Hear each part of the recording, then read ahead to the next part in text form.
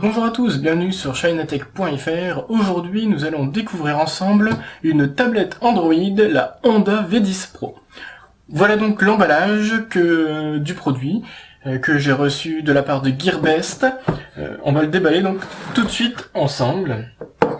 À l'intérieur de la boîte, vous avez donc directement la tablette qui est protégée dans une petite enveloppe plastique pour le transport et ne pas abîmer le produit.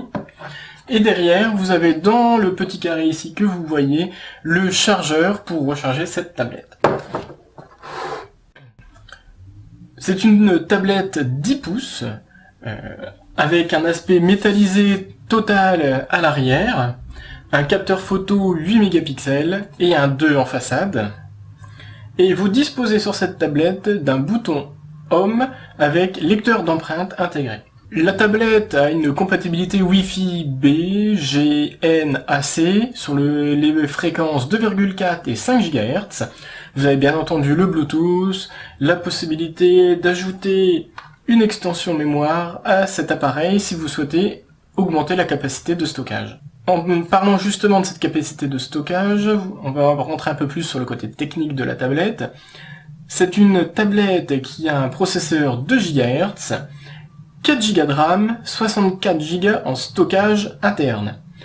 Et possibilité, donc comme je le disais, de faire une extension sur carte mémoire externe de 128 Go au maximum.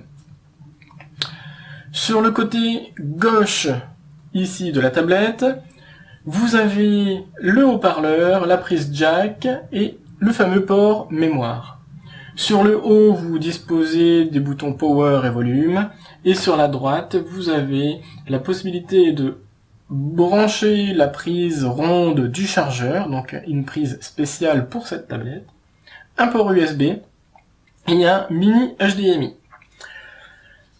C'est un reproche que je peux faire sur cette tablette, c'est que le chargeur qui est fourni est une toute petite prise ronde, les prises DC pour brancher là-dessus, et qui dépasse beaucoup de la tablette, ce qui fait que si vous souhaitez utiliser la tablette pendant son temps de charge, eh bien vous allez être embêté, parce que la prise dépasse beaucoup, et peut-être au risque même de la casser port branché.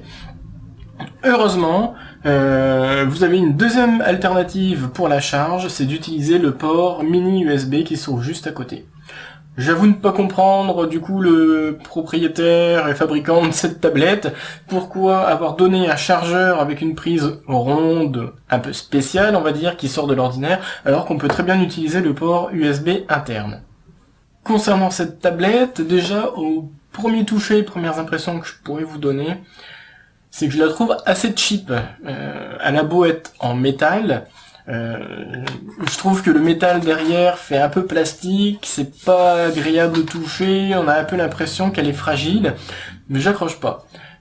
Point positif par contre, c'est que cette tablette est fournie avec un film protecteur sur l'écran, donc comme ça vous pouvez être sûr de ne pas rayer l'écran, de l'endommager. Au niveau du tactile, je trouve pas très réactif. On se demande si c'est les performances de la tablette ou le tactile qui répond pas très bien.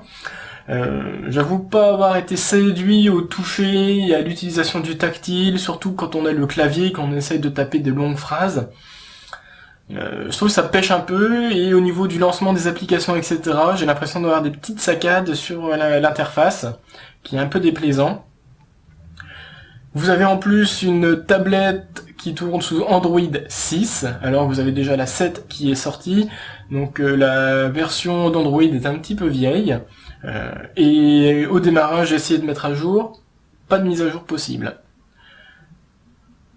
Autre point un peu déroutant, lorsqu'on lance la tablette pour la toute première fois, on arrive directement sur l'interface d'accueil.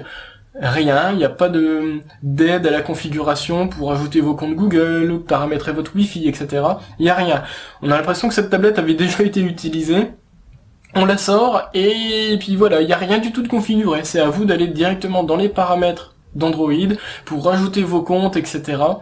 C'est un petit peu bête, j'aurais préféré que ça soit avec un petit lanceur au démarrage pour dire de vous aider à faire la configuration. Surtout vous allez avoir de l'anglais, donc faut basculer en français, changer l'heure pour vous mettre sur Greenwich et non rester sur l'heure de Chine. Donc voilà, c'est plein de petites choses un peu embêtantes, vous naviguez dans les menus alors que on aurait eu le petit assistant, ça aurait été beaucoup plus rapide. À côté de cela, j'ai fait des tests sur AnTuTu Benchmark. Les résultats est bien, mais pas top pour une tablette aux alentours de 200 € à l'heure où on écrit et on publie cette vidéo. Je trouve ça un peu cher par rapport à cette qualité de fabrication, performance. Ça m'embête un peu de vous le conseiller pour l'instant. Autre chose qui m'a un peu semblé bizarre, c'est quand vous avez la tablette donc en mode portrait, bah pas de problème, vous avez le capteur qui est là, ici. Par contre, si vous voulez vous mettre en mode paysage, vous allez la tourner, mais vous devez avoir les capteurs photo en haut, le bouton volume il se trouve bien ici, par contre le bouton home, bah il est pas à droite, il est à gauche. Et je trouve ça déroutant. Alors pour un gaucher ça pourrait passer, parce que limite tu aurais peut-être envie de l'avoir par là. Pour un droitier et en plus qui utilise un iPad et d'autres tablettes, bah, le bouton de retour il est surtout à droite, pas à gauche. Et ça m'embête. Donc tout ça pour vous dire que un petit peu déçu par cette qualité de finition. La tablette coûte assez cher avec des performances un petit peu minimes. C'est pas forcément une tablette que je vous recommanderais. Voilà, merci beaucoup d'avoir suivi cette vidéo et je vous dis à bientôt.